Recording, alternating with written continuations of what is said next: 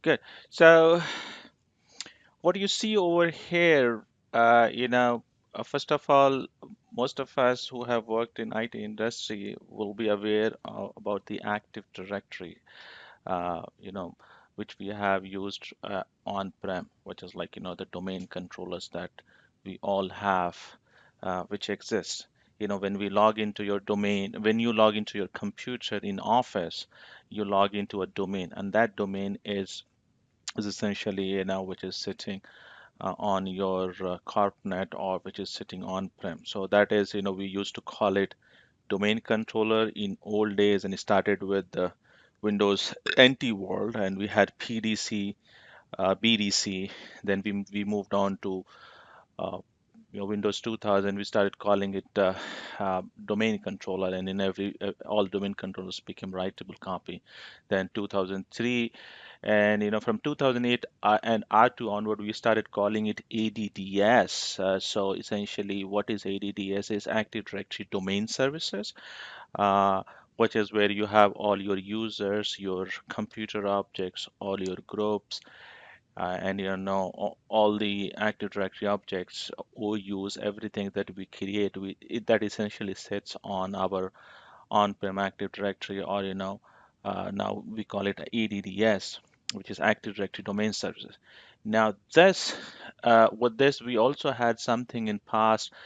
If you have some way in some other fashion, if you worked with an older world, we had something called Adam. I don't know how many of you have heard about Adam, or you worked for LDAP authentication. Anybody? Yeah, Neera, this show, but we have worked at in my current existing industry as well as in my past. We did use in 2008 and later environments. Quite a few places we have used ADA. Okay. So, like in earlier iterations from Windows 2008 onward, Microsoft started calling it LDP servers, and prior to that it was called Adam. So it was like in a standalone directory services instance. It was not full-fledged directory, but you can have your user objects there, and you can authenticate. You can use LDP to authenticate against that directory, and you can do a query. But it was not full-blown Active Directory domain controller, Active Directory domain services. So what Microsoft has done is, they have taken the Atom, which existed, prior to the advent of Azure AD, and they moved Atom to, in form of what you see today is Azure AD. So if you need to understand what is Azure AD, it is an identity store. Which means it only contains the user identities and groups, but it's not same as your on-prem Active Directory. Some of the differences between Azure AD and on-prem Active Directory or on-prem ADDS servers are that in on-prem ADDS servers you can join your VMs to the to the domain. You can have group policies assigned to that. You can have organizational unit there, and you can the main difference is the authentication protocol that is supported. So like the on-prem can support Kerberos protocol, whereas the Azure AD, it can only support the SAML and other federation protocol, but it doesn't support Kerberos. So essentially, Azure AD is nothing but Atom or LDPS. Microsoft also started calling it LDPS from Windows 2008 R2 onward, which is LDP server or LDP service, LDPS, or you can say Azure AD is nothing but Atom service running in cloud. So uh, earlier you could have your own Atom running on-prem. Now Microsoft has taken that out and put it on the cloud. Now in that cloud, whatever features, if you have any interacted with Atom in past in any form, you would have seen that you have identities, you have user, and you have password stored there, but you cannot join a VM to Atom. Similarly, you cannot join a VM to Azure AD. There is an exception. We'll talk about that, but in nutshell, Azure AD is what your identity store, a cloud identity store, if I have to say that. And your on-prem Active Directory domain services is your full-fledged, full-blown, identity store. You have your users, you have computers, you have groups, you have group policies, you have OUs. Everything can exist on Active Directory, which you have on-prem. Now, as a part of moving to the cloud, Microsoft or any provider as such. Okay, so right now today we are talking about Azure, but just think about it. You have a cloud service provider, right? And that cloud service provider has different services. So you see on the right side, you have Azure subscription is one service which Microsoft gives you. So which means you can host your VMs, your computes, your all other PaaS resources in that. That's one of offering from Microsoft. The second offering is which is O365, right? Which is a SaaS product from Microsoft, software as a service. So essentially, you can have your email, you can have MS Office and other offering from that. Then Microsoft also has Windows Intune. That's another SaaS offering that Microsoft is offering you.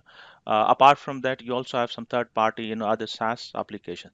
Now you have these resources. What you see here, over here, right? These all are resources in cloud, correct? You have this exist in the cloud. Now who will access or who will have access to these resources or who will do what on those resources? How would we determine that? Or how would we control that? For on-prem, if you had any file and folder here, if you had any file over here, you assign a permission, and your Active Directory could control that, right? Your Active Directory could control this. Now, your authentication and authorization would be taken care of by on-prem Active Directory on the file and folder. So, if you have granted permission to the users, that user can log in and look at the permissions. But when you're in cloud, and instead of file and folder, you have these resources, you will need the similar kind of model to control, access and authorization onto those services. So what Microsoft has done is they made the same kind of arrangement of what you had on on-prem Active Directory, and they moved it to Azure AD. So now this is Azure AD is what is controlling access to your Azure subscription. Azure AD is what which will help you facilitate controlling access to your O365, who can do what and who is authorized to do what actions, plus who can log into your portal. Azure AD also helps you to authenticate and authorize against Microsoft Intune, which is again a Microsoft SaaS offering. It's MDM, mobile device management tool. Apart from that, you can also integrate Azure AD with other third-party SaaS services. So, which means if you have developed your own custom app and you want to provision your users, and they can use the identity, so you can essentially provision those users in Azure AD, and you can integrate your application to make use of Azure AD for authentication. So the the need of the hour was to have similar kind of arrangement what we had on-prem to in cloud, and out of that need is what has come is your Azure AD. In case of AWS, it is AWS IAM, so which is again in the same model. Similarly, in case of Google also have IAM solution. So essentially, you need an identity store which can control access to all those resources in cloud, which can authorize who can do what on the resources in cloud. So be it Azure, be it O365, be it Microsoft Intune, or be it any SaaS provider that you can do, right?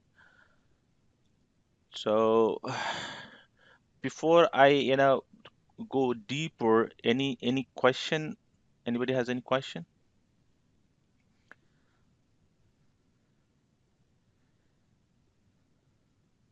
Can you talk a little bit more about Microsoft Intune? Sure. So Microsoft Intune is an offering from EMS. So they're calling something Enterprise Mobility Suite.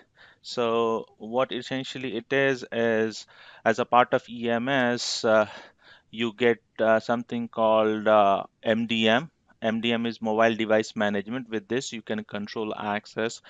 You can remotely, wipe some of the features is like you can remotely wipe off your mobile phone. You can remotely wipe off Windows or Android phone or Apple. Those kind of services you use with Windows Intune. As a part of Windows Intune, you also get access to Azure AD. That's where you will register your devices. You also have, if you have subscribed to Microsoft EMS, which is Enterprise Mobility Suite, you get access to ADRMS. So ADRMS is nothing but right management server, which helps you to protect your document. ADRMS can be integrated with O365. In that case, users can be restricted from forwarding any data, any email, sensitive data, or printing. Also, you can apply the RMS on the document. So in Office 365, if they open any document, you say that it should be only opened by certain users and should be restricted, encrypted. Those kind of things, you get as part of Enterprise Mobility Suite, and Windows Intune is part of that. It's basically for managing mobile devices. Okay, thank you. All right, so thank you for asking this question. So it's like anybody else has any other question? So you understood ADDS or domain controller. You understood Azure AD, right?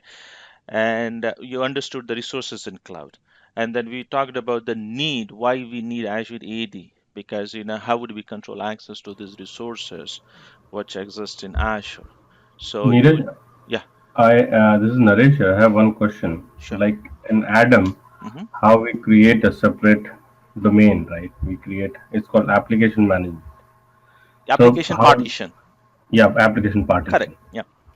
So similarly in this also we can create multiple domain Yeah, information. yeah. So if obviously you come from that Adam background, so I don't know, a lot of people have not.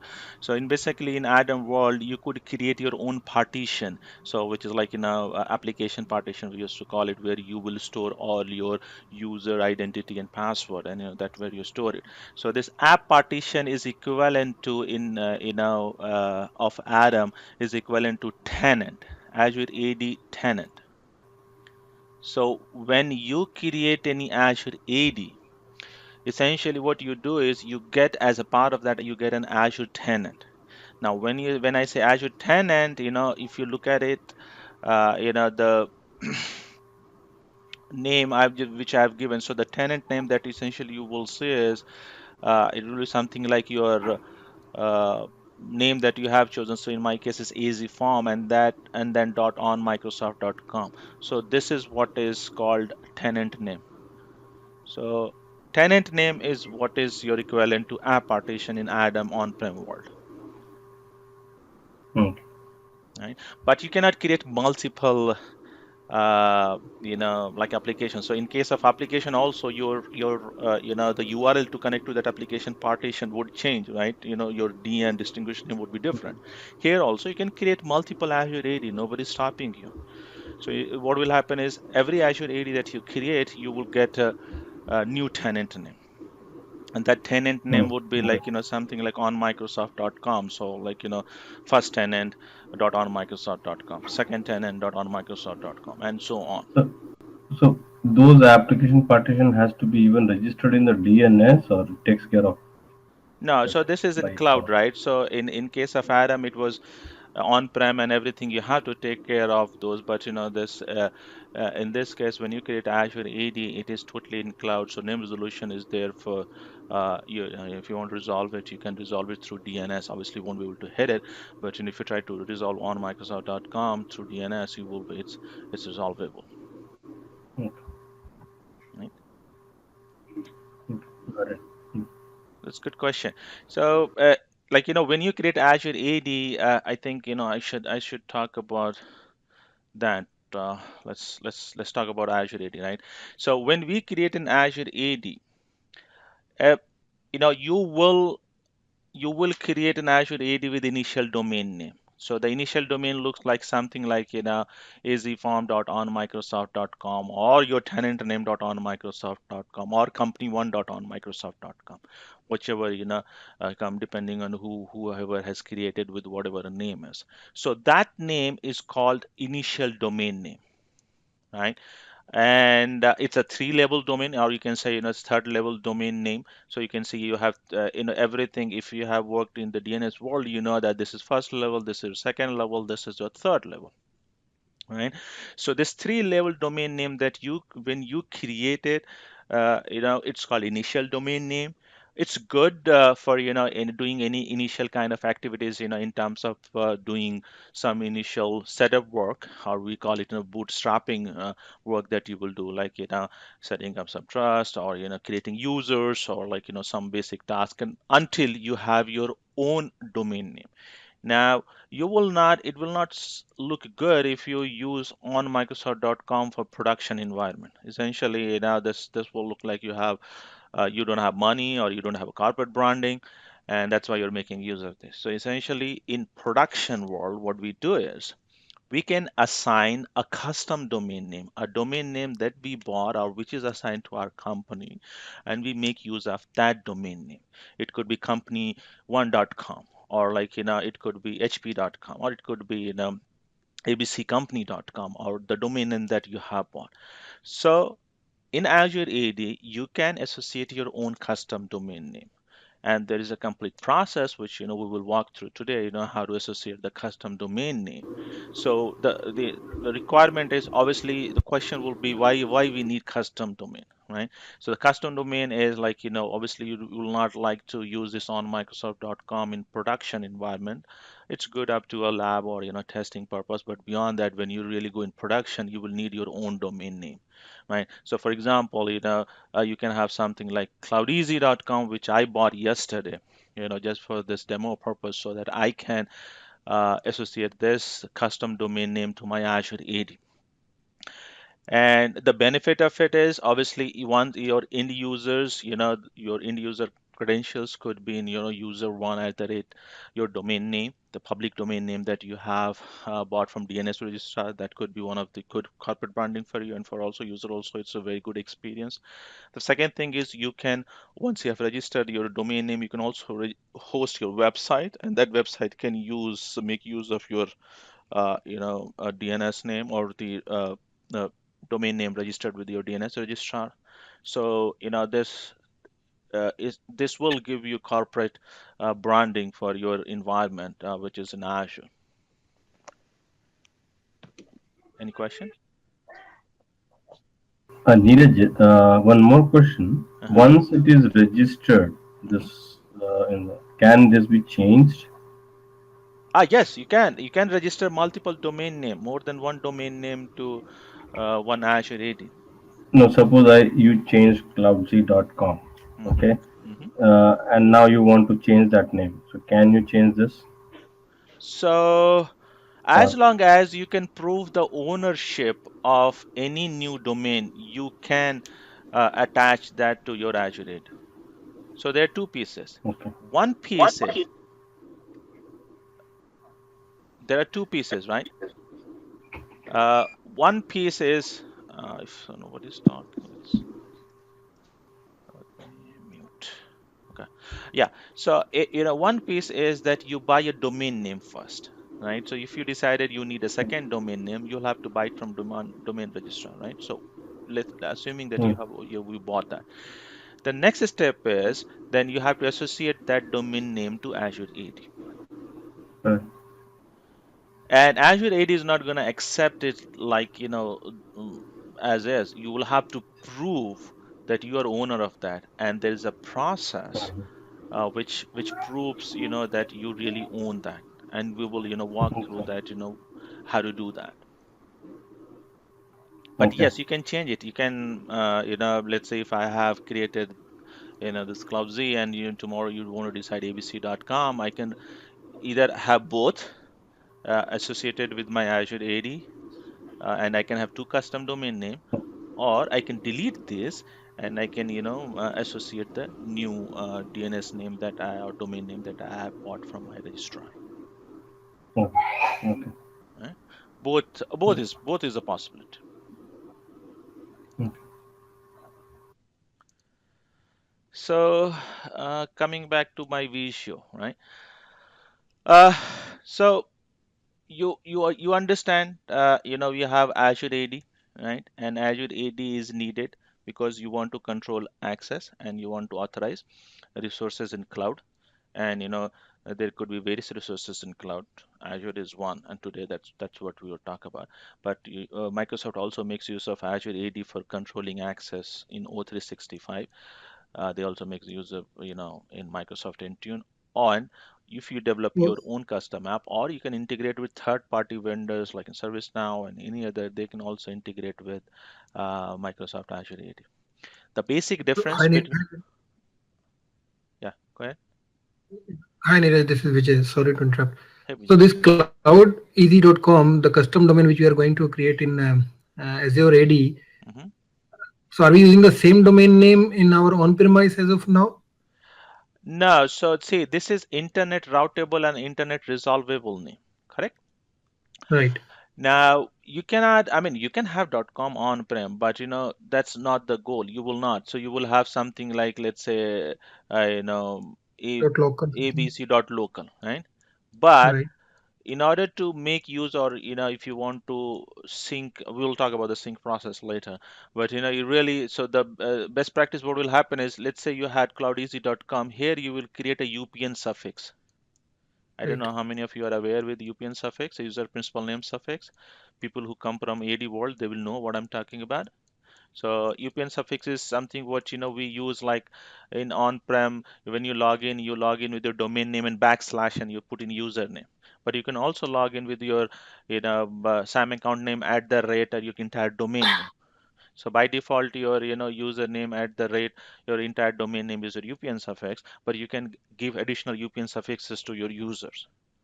So in the on-prem AD doesn't have to match what you have custom domain for Azure AD, but you will add the additional UPN suffix which will match to Azure AD, the domain that you have registered, so that user has seamless experience, and they can use the UPN suffix that we have registered, or the domain name that we have registered in Azure AD. Okay. But on-prem doesn't have to match the domain name. No. You cannot, right? So this Azure AD has come way, way later. So I'm an organization. I existed for 20 years and I have been using my Active Directory. Now all of a sudden Azure AD comes and say that, hey, since you're going to use this, you have to change your domain name. It's not a possibility. No, it's not a requirement. Okay. Okay. All right.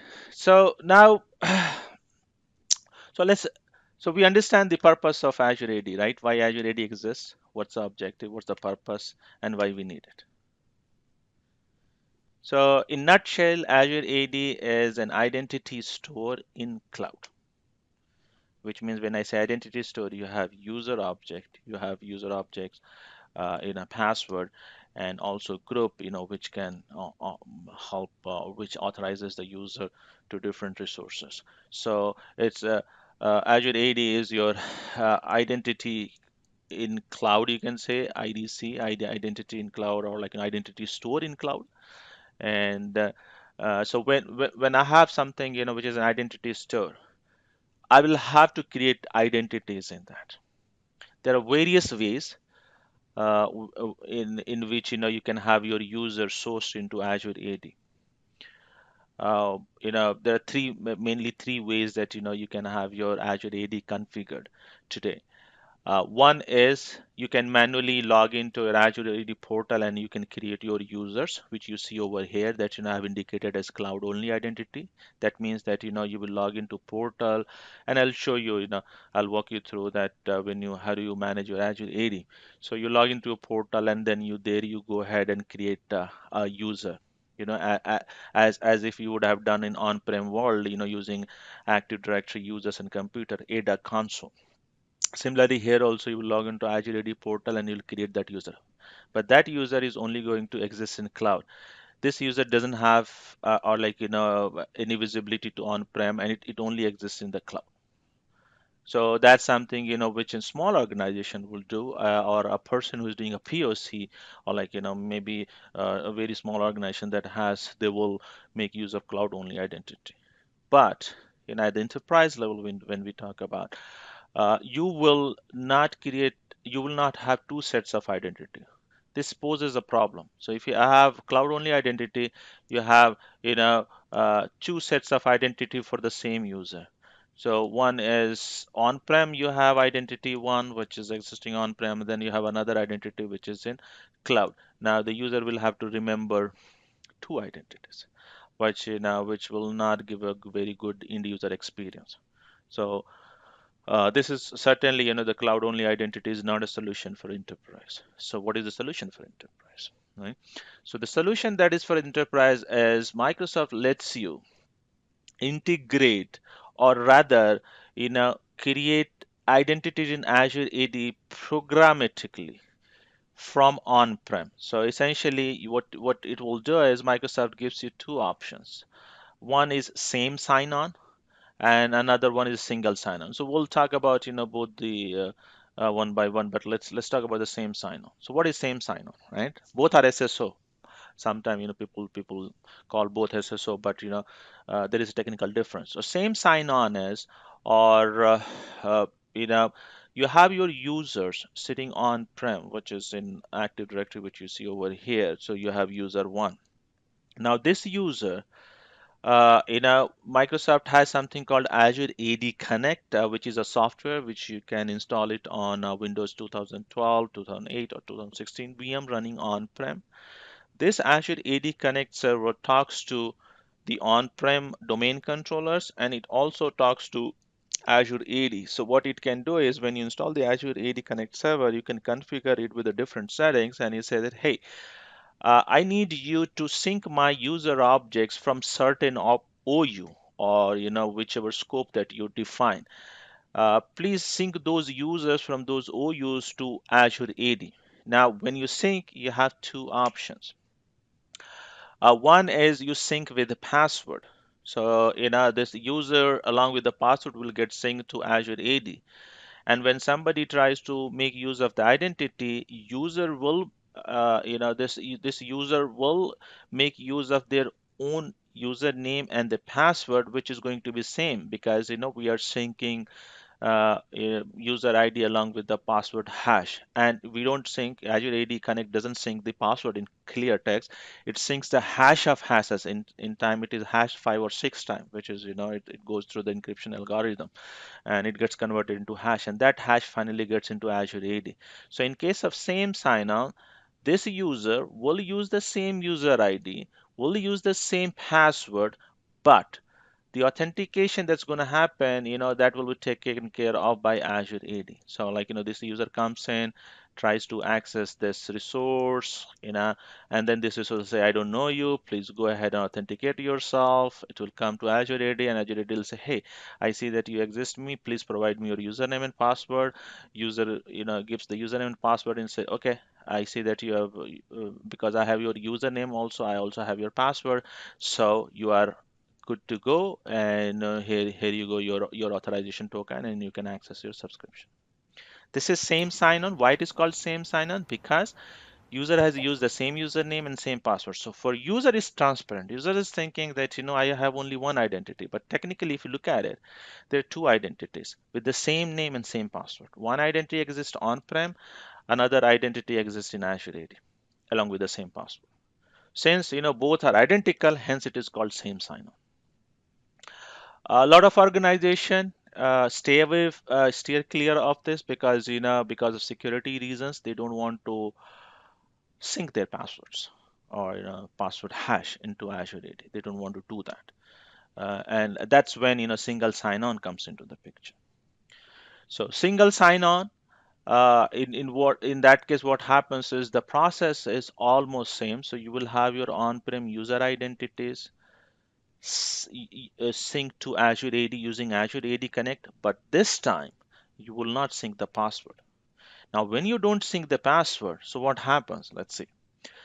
So if I have this user and I have only synced, this user via Azure AD Connect to Azure AD. Now, even this also has user one, but this Azure AD doesn't have its password, right? Because we didn't sync it for privacy security concerns. So how this guy is going to authenticate the user, right? And this sync process, it runs. You can set the frequency and at what time it will run, and how frequent it can sync. So probably we'll also look at the demo of how to set up AD Connect. But let's talk about when we are not syncing the password, what could be the logical way to authenticate the user? Can Azure AD really authenticate the user by itself? Any guess? Yeah. So basically, what it does is prayers here. Yeah, So here they'll be authenticating the user into the on-premise, and they will be having a tokenization in the base, and then user will be able to log into the all the facility into the cloud. yeah, yeah. You're almost there. So what Prayesh is, just to add on to what Prayesh said, obviously you don't have password, right? You don't have password. So where would you get the password? Where is the password? Password is here. So somehow magically, we'll have to come back to on-prem to look for that password and validate that user. So what happens is there is a component which is missing here, which I purposefully didn't put in, which is the federation piece, because it's a topic for next discussion. So what will happen in single sign-on is, the sequence is going to be something like this. So your user will come to your Azure subscription. So this is your first step, and say that I'm about to log in. They'll say that you have to authenticate. It will redirect it to Azure AD. That is step two. Now when it comes to Azure AD looks at, first of all, it will validate if that user is a genuine and valid one. Sometime, let's say, if my user ID is Neeraj at cloudzee.com. Now I have another user, bogus user, which says user1 at cloudzee.com, but that user doesn't exist. So Azure AD will, deny, will say that I don't see you are a valid user, so please, I cannot authenticate you. But let's say you're a valid user and you're putting in your valid username. So your username will be something like it will be user1 at the rate, and then it will be, let's say, let me use my pen, uh, cloud z cloudzee.com. Let's say. So this is a valid username. You come to this. The moment Azure AD looks at this portion, the portion after at the rate sign, which is your Azure AD domain name, right? Azure AD custom domain name. It says, oh, I see that I have Azure AD Connect Sync set up, but I don't have this user's password, and I cannot authenticate him here by myself. So what I will do is I will have to send him to some way to, so that he can get authenticated, he or she can get authenticated. Now, Azure AD cannot directly reach to our domain controller, which will be security breach. So what happens is you will set up a federation endpoint. It could be ADFS, it could be ping, it could be SiteMinder, anything, which we'll talk about federation in later session. But so what will happen is it will send it to the federation endpoint, and federation endpoint will say, okay, oh, you want me to authenticate this user. So after step two, it comes to Azure AD. Azure AD says, okay, I don't. I see that you're configured for federation, and I don't have your password, so hence I cannot authenticate you. So I send you back to my federation endpoint. You go and talk to the federation endpoint. So this user, obviously when I'm showing this user, it's all happening in the browser level. So like, the browser now talks to the federation endpoint, ADFS, which is exposed to internet, or SiteMinder, or ping federate, which is exposed to internet. Once this user comes over here, now he will enter the username and the password. Username will be passed on the password. The user will put in the username and password. The moment user puts in username and password, this federation endpoint is configured to talk to our domain controllers. And this federation endpoint, or this federation infrastructure, is sitting on-prem that you will have to set up on your CorpNet. And you will set up in DMZ. So there is a complete entire setup that we will walk through, where we will set up ADFX proxy and ADFS server, and then the entire process. So this federation endpoint will talk to the your on-prem Active Directory and say that, hey, I have got this user. Can you authenticate that user for me? He'll say, okay, why not? Send me your his username and password. His or her username and password. The federation endpoint will pass on, or the proxy will talk to the internal component of federation, and then that will talk to the domain control. Will get detail. But once that authentication happens, say, yeah, I see that that it's a valid username and password credentials. It generates token, and it sends it to the federation endpoint. Say that, okay, this user is validated. Now, so if you look at those, this is your fourth step. Now, once the user is authenticated, it comes at the fifth step. It comes back to federation endpoint. Federation endpoint get to know that yes, this is a valid username and password. It generates an SAML token, or that's the authentication protocol that we simple assertion markup language SAML protocol. So this federation endpoint will generate a token, so which is the sixth step, and send it to Azure AD. Now Azure AD come to know that yes, I see that this user is a valid user, and I trust this federation endpoint. Hence, ticket or SAML token issued by this federation endpoint is trusted by me. Hence, this user is a valid user. Then finally, it grants it access. So this is the complete walkthrough, right? That's what happened in case of single sign-on. Okay, so Neeraj, so this SAML will only work for the application which are SAML supported. So if I This have some of the applications which is not SAML supported, Yeah, so right now then we are can I use? talking about resources in cloud, right? So Right. Azure subscription, or O365 subscription, or Microsoft Intune, all these support SAML authentication, or any SaaS provider. So we're not talking about any legacy application. Right now we're talking about how to control access to cloud resources which exist in cloud, and any resource which exists in cloud, or any software which exists in cloud, which is a SaaS model, has to support SAML for authentication. Otherwise, it cannot be a really true SaaS model. So what about IaaS? If we have any IaaS in this, Yeah, so maybe we'll talk about that a little bit later, but not today. Maybe in the subsequent sessions. That's another topic. And as I said, Azure AD is going to be really big topic, so we'll have multiple okay, sessions. But right now okay. I'm only talking about end user authentication. You see, these end users who log into Azure portal, and when they log in, what they can do on the portal, those resources, what they can do, what resources they can create. So all this supports SAML. So this is for the modern authentication. This is for cloud authentication. Okay. Yeah. So for when you so we talked about same sign and we talked about single sign-on. So when you configure your Azure AD Connect server, that means when I say configure, you will install that software on the server, and during the setup, it's going to ask you the sync configuration that you need to set up. So if you need same sign-on, if you need user to not come to on-prem for authentication, and you don't have federation endpoint, and you really don't want to, you're a small company and you don't have any problems, so you can set up your password synchronization, and which will give you the same sign-on experience. Or there is something called pass-through authentication, which is still in public preview, so I will really not cover this, but that's also for smaller organization, wherein without federation endpoint you can bring your authentication back to on-prem. So you don't have to sync the password, but you can bring it back to on-prem. That's pass-through authentication, but that's still in public preview by Microsoft. The third option that Microsoft gives you is federation with ADFS. This is single sign-on. So if you have ADFS on-prem, you can, from Azure AD Connect itself, because Azure AD Connect is also Microsoft product, Azure AD is also Microsoft product, and ADFS is also Microsoft product, so it can, programmatically configure it for you.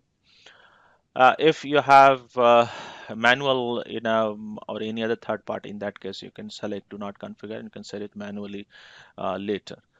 So this is essentially, for your Azure AD Connect configurations. And this Azure AD Connect is what will sync your identities from on-prem to Azure AD.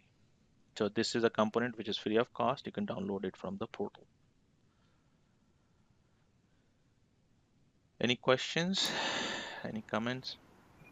Neeraj Naga. Yeah, Naga. So, uh, how does this exchange online works here?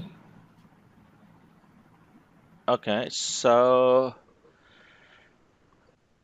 eh, I mean, you want to know how user login or how admins will administer O365? How the user login happens, whether it is through a UPN or SAM account name, right? Whether if you are leveraging Exchange Online solution. Mm-hmm. Yeah, so in O3, maybe I don't know I can really cover that, but O365 has something called mail domain name, which you can, when you activate your O365, you also activate your mail domain name. And when you buy this domain, you see this domain that I bought it from registrar, they also give me that mail domain name. My mail domain name is also the same. So essentially what will happen is, as an organization, if I have to activate my O365, I will, match my mail domain, which is public mail domain, to the same domain name of my Azure AD, of my Azure website, everything. So when you have O365 at the time of creation, you have to associate your O365 to Azure AD. So you will create an association with O365 and make O365 to make use of identities from Azure AD tenant of your company. So let's say it's easyform.onmicrosoft.com. So when a user logs in, or let's say there are two pieces, right? One is administrator, one is user. So when a user logs in and user has, depending on what license he has, what license access he has, he will be able to do those kind of activities. So the authentication is going to happen. End user will come over here. So this is first step. Try to log in. So put in his UPN name, or the mail name. So essentially, in the real world, your mail name, UPN name, everything will be same. You will keep it same. Uh, the moment your user puts in his user ID, it says, okay, you need to authenticate. So from here, I have to send you to my Azure AD because I am configured to talk to AZForm or cloudeasy.com Azure AD. So I will send you there. User comes over here. User put in the same username and password. Now username password will be username at the rate mail domain name, which is again mail domain name will be matching to the your custom domain of Azure AD. And then the moment the Azure AD sees that, Azure AD will either do the mapping if you are using a different mail domain name, which is not a good practice. It's always entirely you use the same domain name. If there is no mapping has to be done, Cloud AD, I mean Azure AD will figure out that this user is configured for single sign-on, which means I don't have its password, so I have to send this person back to my federation endpoint. Now in this case, it could be ADFS. So it comes back to on-prem to ADFS, and then ADFS talks to domain controller, get authenticated, and then ADFS issues the token to Azure AD, and then Azure AD issues, or rather it will go to the user will present that token to the Office 365, and Office 365 they will be able to access the services. So I don't know if Okay. it's Yeah, going yeah, to I follow understood. the Yeah. same, it's going to follow the same pattern. And O365 has one unique name, it's called mail domain name, and you will not, so Oh, maybe it will be a good thing if I can show you how it looks, the domain Need names. Yeah, need prayers here actually. tell me. So just I got a chance to work with 365. So when we are talking about the single sign-on anything, none of the case the user will be uh, what will be redirected to the on-premise, right? Because in Office 365, the user ID and the password will be to the cloud. No, so if you have set up as O365 to for a single sign-on, it will come to on-prem. So remember, this guy has its own identity source, which is again an Azure AD. So let's say if you're an organization, you don't have anything on-prem and you don't have any Azure subscription, forget about it. So when the moment you sign up, Microsoft will also create a Azure AD for you. Yes. And you can configure whatever configuration we talked about now, you can configure with that Azure AD also. Or let's say tomorrow you signed up for Office 365, you have your own Azure AD, and then you tomorrow signed up for Azure subscription, and that gets another Azure AD. You can migrate, you can associate this guy to here, and again you Yeah, follow the got it. same process. And this is applicable mainly for except O365D, right? I mean, it is only for multi-tenant O365, right? Yeah. I mean, we'll not talk about D here because, but yes. Yeah, thanks. Mhm. Okay, so then let's move into the demo piece. I had enough talk. So let's come back. I will go to the portal. All right, so let's see, how we can associate our custom domain name to our Azure AD that we have. So basically, what you will do is, that you have initial domain name, which is I have. So you'll come over here in Azure Active Directory, which you see on the left side, right? So once you click on this link here, you will see something called domain name, right? Once you click on Azure Active Directory, here you will see something called domain name. The moment you click on that domain name, you will be able to see your existing domain name, the initial domain name, and also the custom domain name that you have. Or if you don't have, then then you will add it, right? So in my case, so let's look at it, right?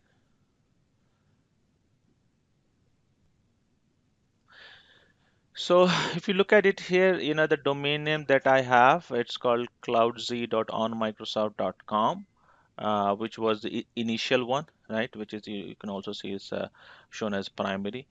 But this is, when you are uh, first time, or you will have only this domain name listed in your domain names. So then what you will do is, let's say you bought a domain name, and then you will have to associate that domain name to your Azure AD. So the two pieces, one you buy from domain registrar, and once you have bought it, then you come back to here and then associate it. So how do we associate that? As you click on add domain name, and this is where you will specify the domain name, right? The domain name that you bought. Now So you this can have, cloud easy. pardon? Sorry. So this cloud easy dot on Microsoft.com. This is default domain name. No, And I created. So you can create your own Azure AD. So maybe I can show you. So for creating new Azure AD, you can have multiple Azure AD. You'll have to go to old portal of Azure AD, so which is manage.windowsazure.com. So even today also, it's like you have to go to old some of the tasks. Uh, let's see.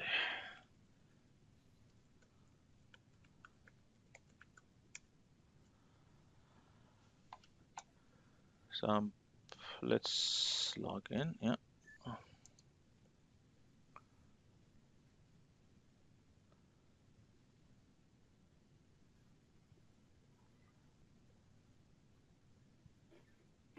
So what I've done is I have created my own Azure AD and I have associated my subscription to that new Azure AD. Earlier, my Azure AD, which was controlling access to subscription, was AZ Farm. Now I've created a new Azure AD, which is called Cloud Easy. Dot on Microsoft.com. So you essentially will come over on the left side. You will see Active Directory, which is Azure AD, and this is where I have created. So here you can come and say new, and you will say directory, and I say custom create.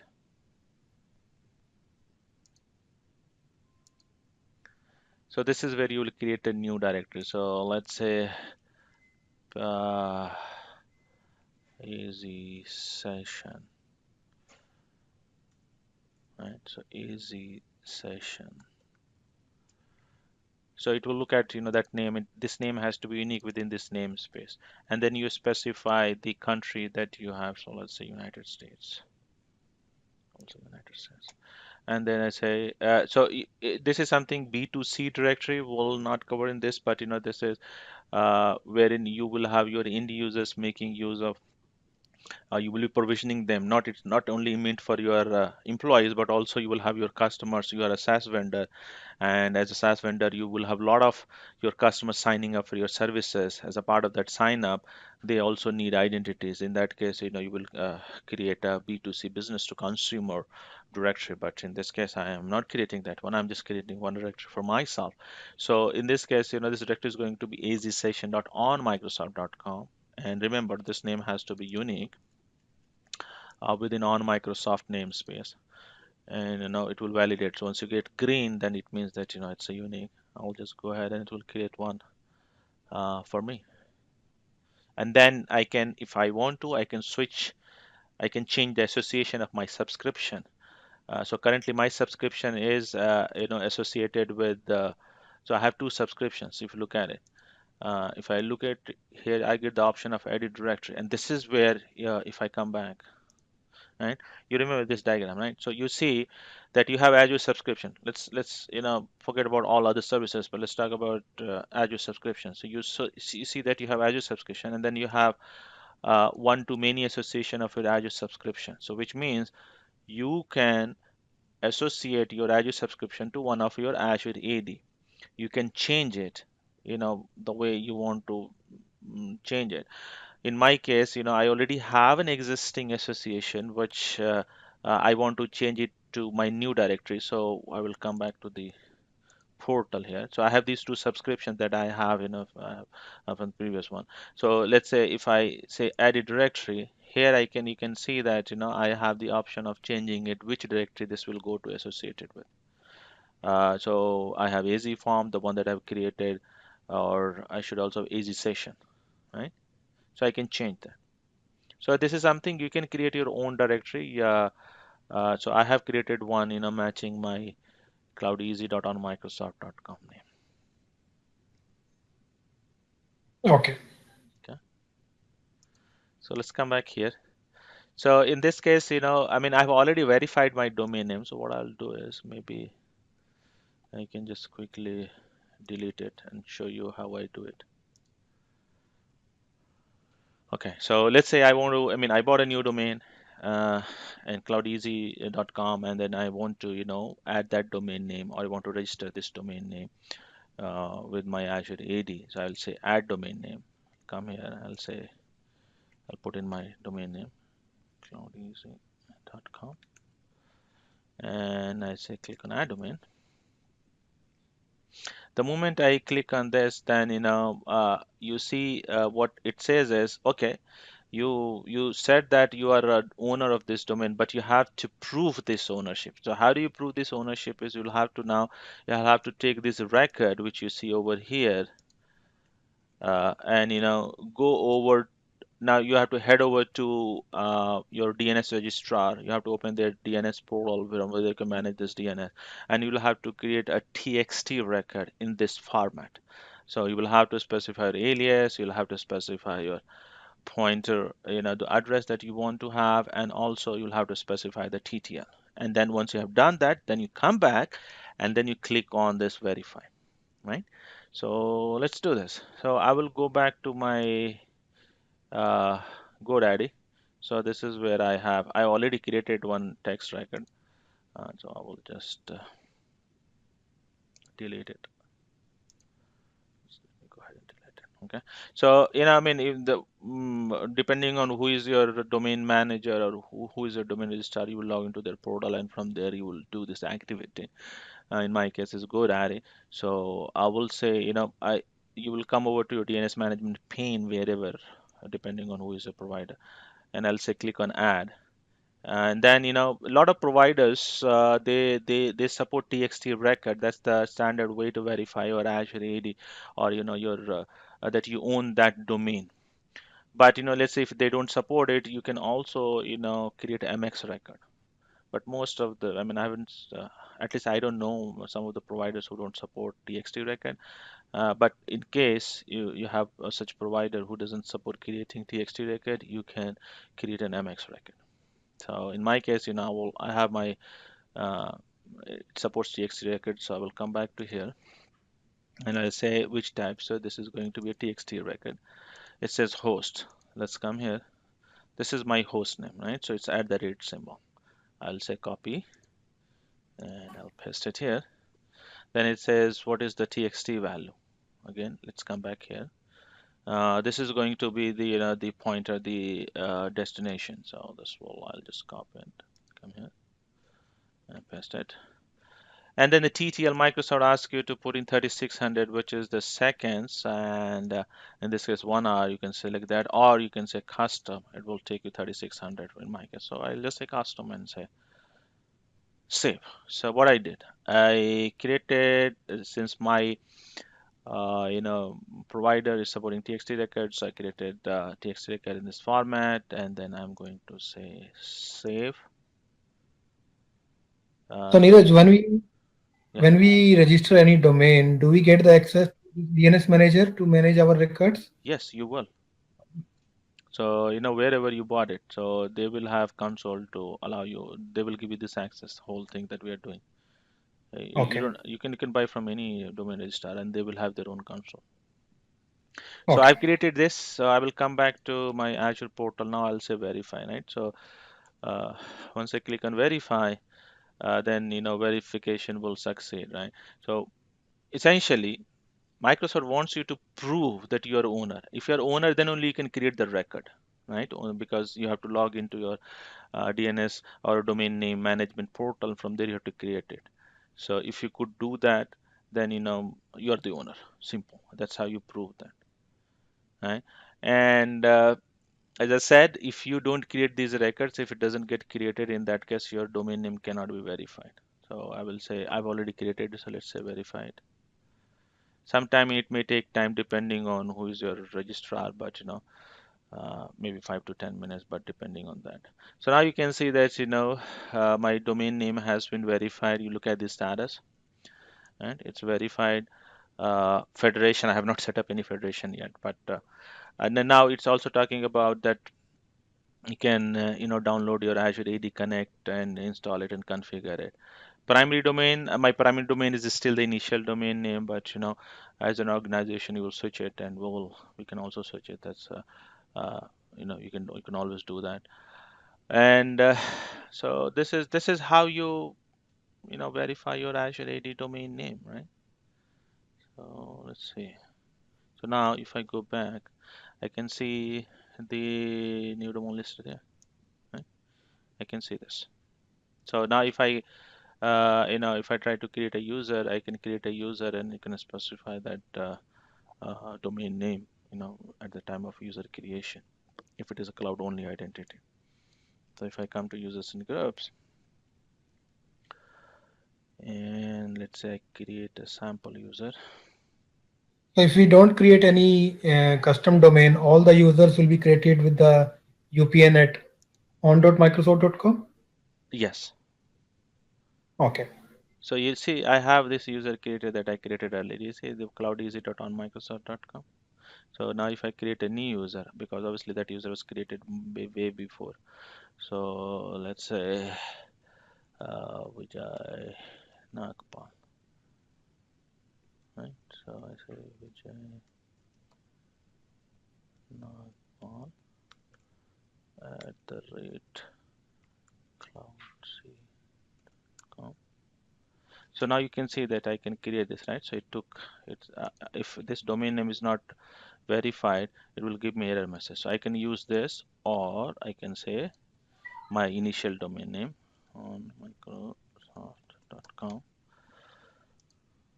That will also take it. So depending on what. So I'll give you my primary one.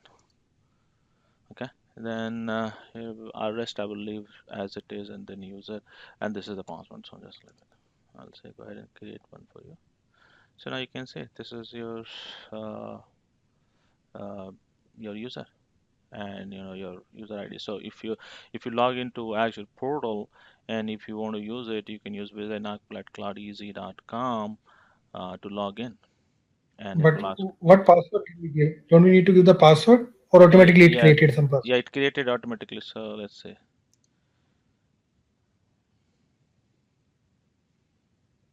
So I can reset your password. Okay. Okay, so I will just copy it, and then let's open an incognito window. Where is my and I'll go to portal.azure.com.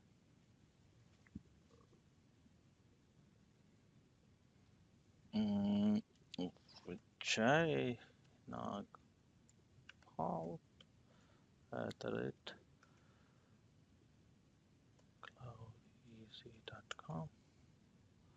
and this is a password. So it will ask me to, because you have to change the password, right? So I will change the password. Uh,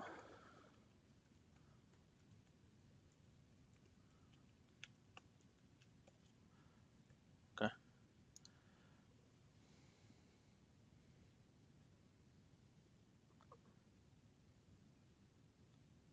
We've seen the password too many times before.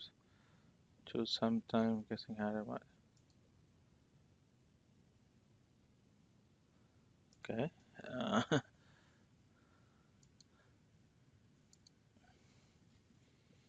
But for this user, this will be first time. Why is it coming? no, I've used the same password for other users. So let me give you something unique. Okay.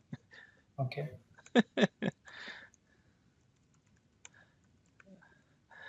Nadesh knows the password. Okay. So here you go. You're logged in. And you see what's your directory name? Cloud Easy. So if you come here, where's your Azure Active Directory? Obviously, you won't have any rights because you're created as a user, but you'll have read-only rights. Right. And you can look at the domain names. See, add domain is not highlighted because you don't have, so all this, is verified. And let's look at your access, what access you have. Uh, come on, subscription.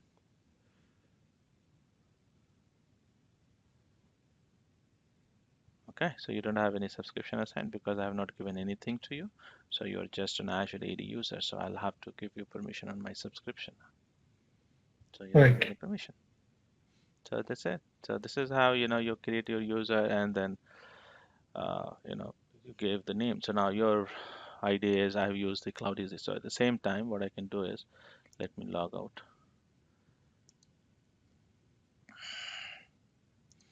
Let's come back here.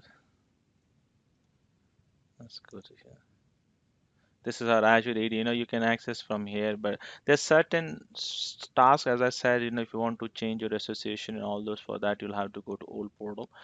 But here you can do most of the tasks. But remember, this was a cloud only identity, right? Because we don't have any federation setup. We won't have any sync setup. So it's a cloud only identity that I created. Similarly, you see what all you can do if you come here. You have add a user. You can add a guest user. So guest user is something which, if let's say you have your company has your one Azure AD, I have an Azure AD, and I want to bring, or I want to add user from other Azure AD. In that case, you will create a linked account or a guest user. Essentially, that's what it is. Uh, uh, you can create a group. You can also create a group where you can add all your users. So let's go ahead and create a group. Let's say in the session one. This is the group name, testing group. And here you can specify now the membership. So I will assign the membership who is going to be member. This is why it's asking for enable office feature, because this one is enabled with my O365, but I'm not going to enable any office features. So here I will come back and specify the members who is going to be the member of that group. So let's say I have my cloudeasy.onmicrosoft.com. Then I have my Outlook, which is a Microsoft ID. And this is Vijay Nagpal with that I've created. I'll select all, and you can say create. So now what this will do is this will create a group with that user. So let's come back, find the group, and here's AD Session 1. And let's see if I have the users. Yep, I have 3 users. Uh, Here you go. So I have one my Outlook, one my on Microsoft.com, and one your Vijay, your cloudeasy.com one, right? What also we can do is let me show you. So I have just created a user and I didn't give you any permission on my subscription, so hence you couldn't see anything as in terms of resources. So let's see how we can assign the permission on the subscription level. You can assign permission, or you can also assign permission at the resources within the subscription. So like you can add a user at resource group level. So let's say I have a resource group. I will give you that permission. So let's come to Azure App 1.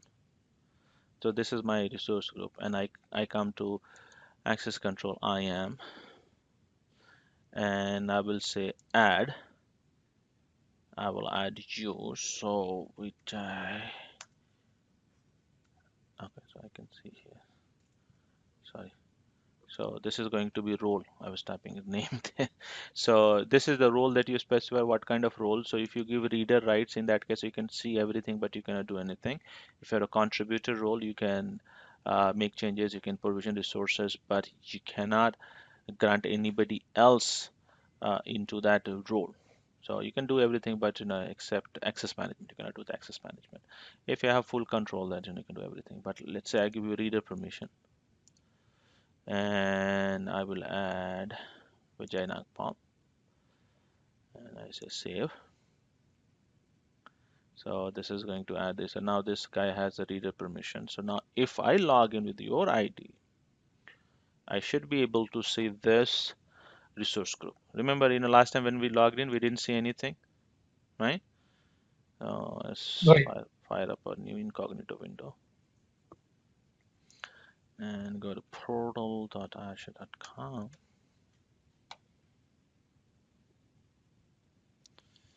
And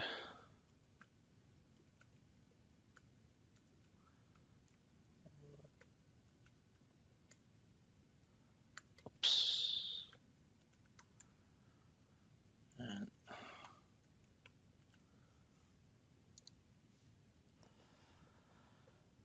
well, let's log in. Now you should see resources. So you can see, like, all this is, you see, this all this. So let's come to resource group. You can see this resource group, right? And you can also, if I go in subscription, let's come here and subscription. You can see that, this is my subscription that I have given access to. And what's your role? Your role is at the resource access level. So you're not a co-admin, or you're not a service administrator, but you are your access to the subscription has been granted at resource group level, and that's what it's showing over here. Right? This is resource access. There is other Right. way also. I can give you full permission. If I want to make you, I can make you co-admin. For that, I will have to go to old portal, and from there I assign you that permission. But we'll walk through that sometime later. But now let's come back to what all you can do, right? So if I come here, I can click on resource group on the left side, and you see that since I have granted you permission only on this resource group, hence you can say this. And here, if you come, you will not be able to do anything because I have not given you permissions. It's just only read permission. But it's good, if you want to give somebody read permission to see what you have done, and those kind of stuff. But you will not be able to make any changes. So in all these features, you can see it's all read-only permissions. But like metrics, you can look at the metrics. So let's say diagram. Let's see what is available on the domain controllers. So I have this my VM with the OS disk with one NIC card associated with it. With the monitoring is still open, so something like looks like I think the so security monitoring ASM extension is enabled. So yeah, this is how you create your user. You grant permission, and I've created a user with my custom domain name, and I've granted that user right and permission. And that user can, depending on what role I have assigned, that user can do whatever. So today it's only cloud only identity because we created in the cloud. Right. Okay. We have 8 minutes, so I will take any questions anybody has, anything that they want to ask about Azure AD and cloud-only identities. Any question? Maybe I just come back to this diagram. Are we going to synchronize today? I don't think 8 minutes will be sufficient for that. And as I said, I think I'll need maybe quickly, but uh, you know, uh, I don't think I can we can do the synchronization today, but maybe next session we can do it. Okay. Naresh, any question? Rohit? No, Neeraj. No? Okay. How about Shobit? No, I think I'm good. That was pretty good session, Neeraj. Good job on this. Good job. Thank you. So let's see if time permits, maybe we can see we can enable the MFA multi-factor. How many of you know about multi-factor authentication? So currently you saw that when I logged in, it asked me for single factor authentication, which means uh, it asked me for my username and password. But in the real world, you will also set up a multi-factor authentication wherein you type in your username and password, but also you will have another form of using other form of code that you will have to provide. So something like you know you will receive SMS. You will receive a code through SMS after you type in your password. Then you to also uh, type in the password or the code that you have received through SMS or through call. You can set it up through call, or you can also have your application which can do that. And MFA is one of the requirement nowadays because the identities can be compromised, password can be compromised. But if you have MFA set up, the user, the hacker, not only needs your password, but also now he will have to hack into or steal your device because your second factor will come on that device in form of SMS or in form of phone call or in form of an application that you have installed on the device. So So MFA, nowadays, uh I'm sorry. go ahead. So MFA will only work if we synchronize our on-premise identities to Azure. No, it's not a requirement. So today, like if for example, if I want to turn on the MFA for a single user, I can also do that, even for cloud-only identities. I don't If I need. want to enable MFA for my on-premise identities,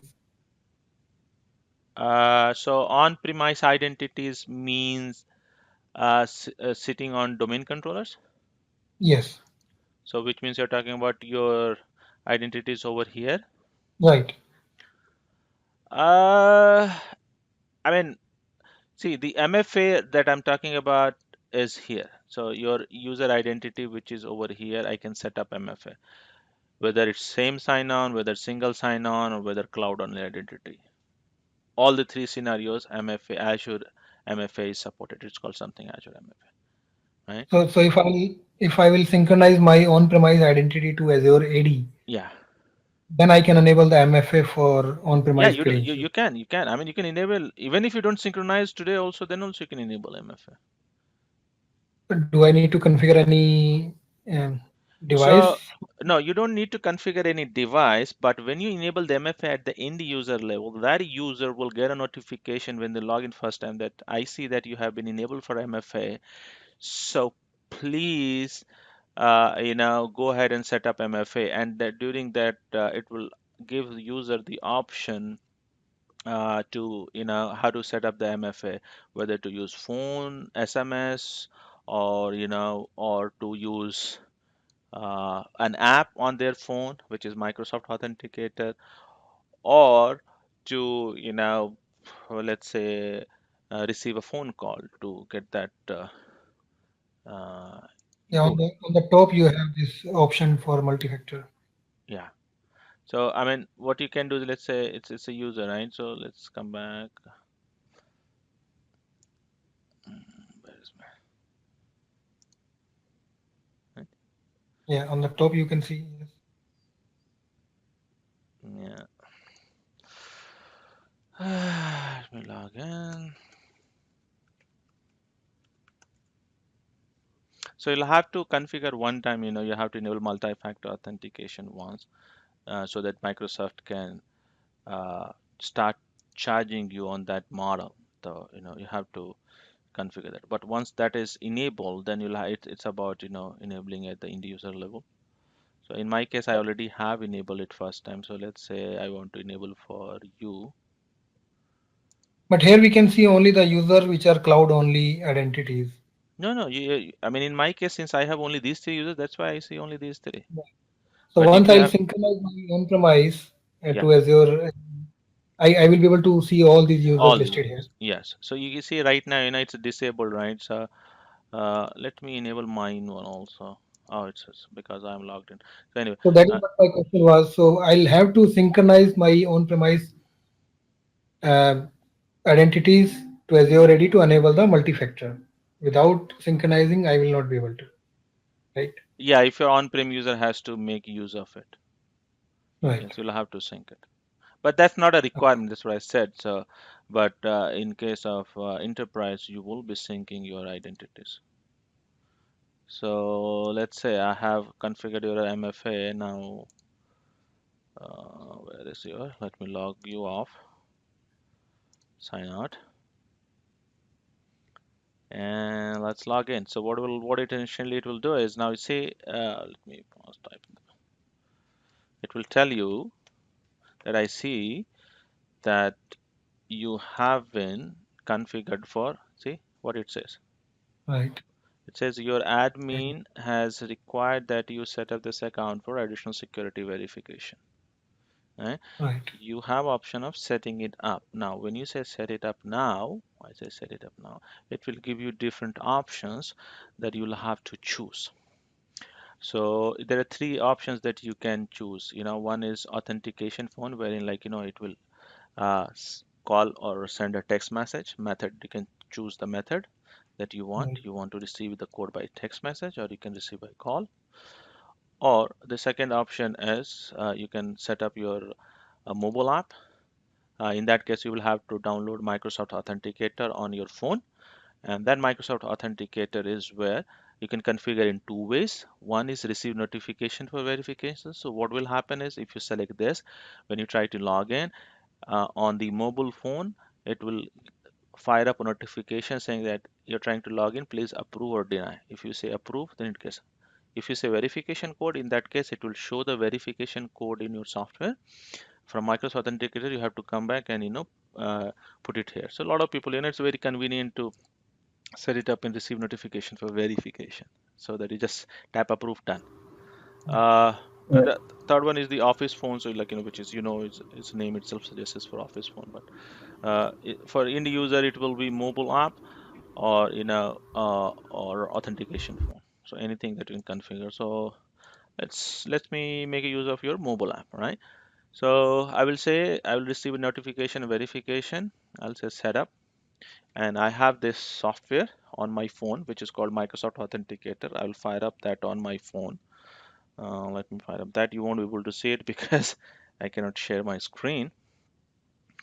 So So what you have to do is now you'll have to go in your phone, and then in the phone, when you fire up your Microsoft Authentication Authenticator, you have option of adding an account, and it gives you the instructions also, right? It says you go in your app and then add an account and then say choose work or school account.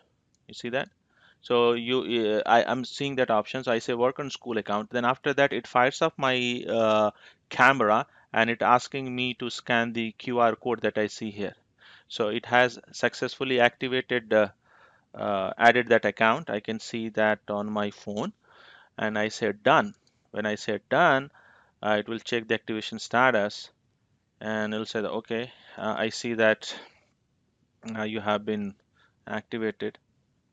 So hopefully, see, so it's done, right? So because I have configured using QR code now, in my application, I can see that account, and let's see.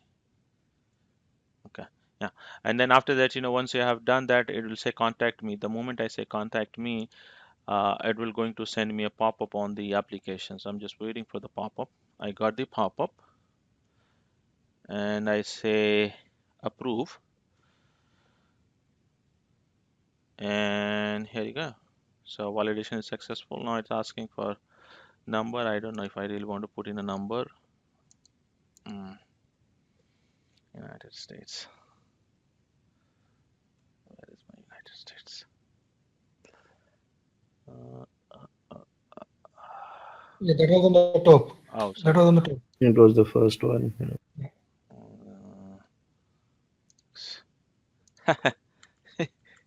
It will ask you to give the number. You can put any other number, maybe 8576 something. Okay, let's see.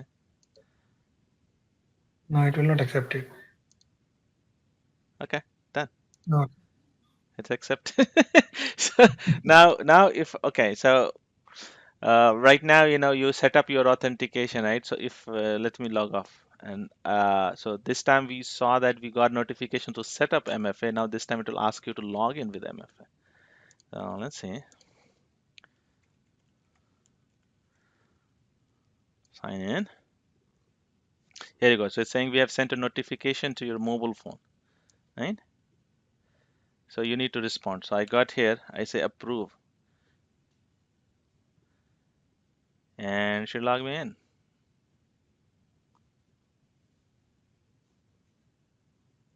See, here you go. Naresh, here, one question. Uh-huh. This MFA, this do we need to use only Microsoft MFA or we can use any third-party MFA also?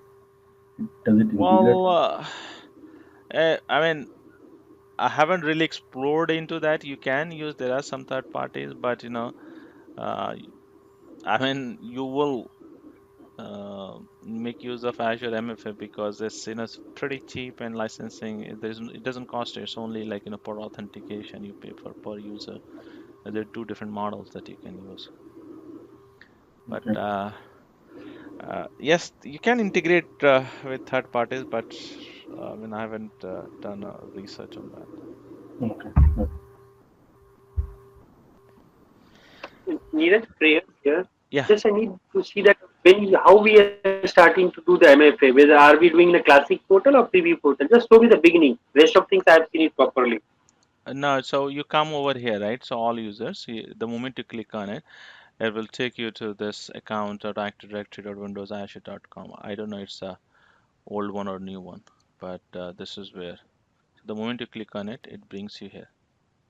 Okay, got it, got it. So whenever user is there, then we have to click the on the top of the where we are getting all the displayed the users. Yeah. Just click the multi-factor authentication, then it will navigate you somewhere where we can see all the users. Then we can continue from there. Yeah. I got it.